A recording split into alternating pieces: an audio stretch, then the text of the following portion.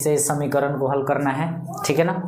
और एग्जाम में हमेशा ऐसा सवाल आ जाता है प्रतिस्थापन विधि से हल करने के लिए, तो इसको सबसे आसान तरीके से देखते हैं कैसे बनाते हैं, ठीक है। तो सबसे पहले हम लोग को बनाना क्या है, प्रतिस्थापन विधि से, ठीक है। सवाल देखिए आपको कितना आ रहा है इम्पोर्टेंट नहीं है, लेकिन अगर बोल दिया जिस मेथड से बनाने के लिए उसी मेथड से बनाना पड़ेगा, ठीक है।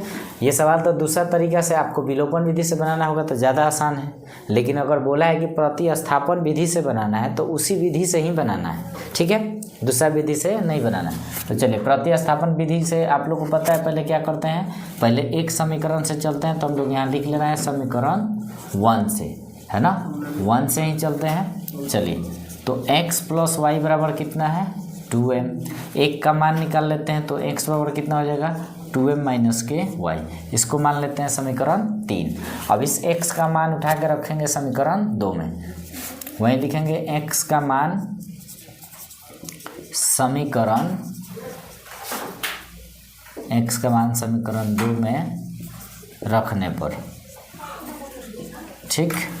तो x का मान दूसरा समीकरण लिख लेते हैं mx माइनस के ny बराबर m स्क्वायर प्लस के n स्क्वायर, ठीक है। x के जगह पे हमको मान रखना है, तो इधर आ गया m और x के जगह पर आ गया 2m माइनस के y, और इधर आ गया माइनस के ny बराबर m square plus n square, ठीक है। चलिए तो इसमें मल्टीप्लाई कर लेते हैं, m से 2m में गुना करेंगे तो 2m स्क्वायर आ जाएगा, और m से y में गुना करेंगे तो माइनस के my, और इधर माइनस के ny, ठीक, बराबर इधर आ गया m स्क्वायर और प्लस n स्क्वायर।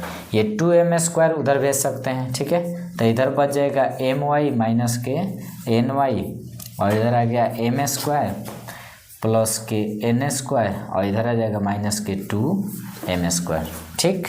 चलिए इधर से हम क्या कर रहे हैं कि माइनस के y कॉमन ले लेंगे, तो क्या बचेगा m प्लस n, ठीक है।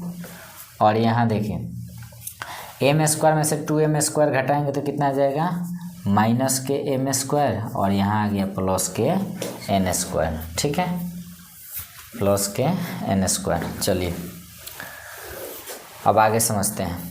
तो यहाँ पर क्या हो गया हमारा, अगर हम लोग y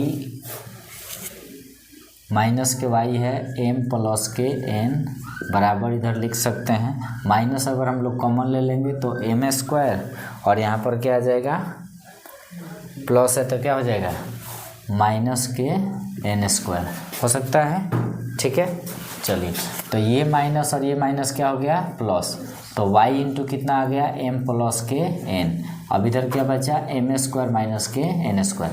ये देखिए किस फार्मूला पे है, ये हमारा y बराबर इसको नीचे भेज सकते हैं ना, तो y अपन कितना हो गया m स्क्वायर माइनस के n स्क्वायर आ बटा m प्लस के n, ठीक। y बराबर देखिए ये a square minus B square के फॉर्म पे है, तो इसको a प्लस के b इंटू a माइनस के b लिख सकते हैं, ठीक है। और यहाँ आ गया m प्लस n, ये वाला और ये वाला कट जाएगा, तो y बराबर हमारे पास कितना गया m माइनस के n, ठीक। तो y का मान निकल गया। सिमिलरली इस y का मान रख देंगे समीकरण 1 में, तो x का मान निकल जाएगा। यहाँ लिखेंगे y का मान समीकरण 1 में रखने पर, तो y का मान समीकरण 1 में रखते हैं। समीकरण 1 है x प्लस के y बराबर है 2m। चलिए y के जगह पे रखना है m माइनस के n, तो x प्लस m माइनस के n बराबर 2m, इसको लेके जाएंगे उधर, तो x बराबर ये आ जाएगा 2m आ माइनस के m आ प्लस के आ जाएगा n, ठीक है। क्यों, क्योंकि ये प्लस का m है तो माइनस में आएगा, माइनस का n है तो प्लस में आ जाएगा, ठीक है। अब सिमिलरली इसको घटा के लिख लेंगे, 2m में से एगो m घटेगा तो एगो m और प्लस का n, ठीक है। तो x और y दोनों का मान निकल गया आसानी पूर्वक, ठीक।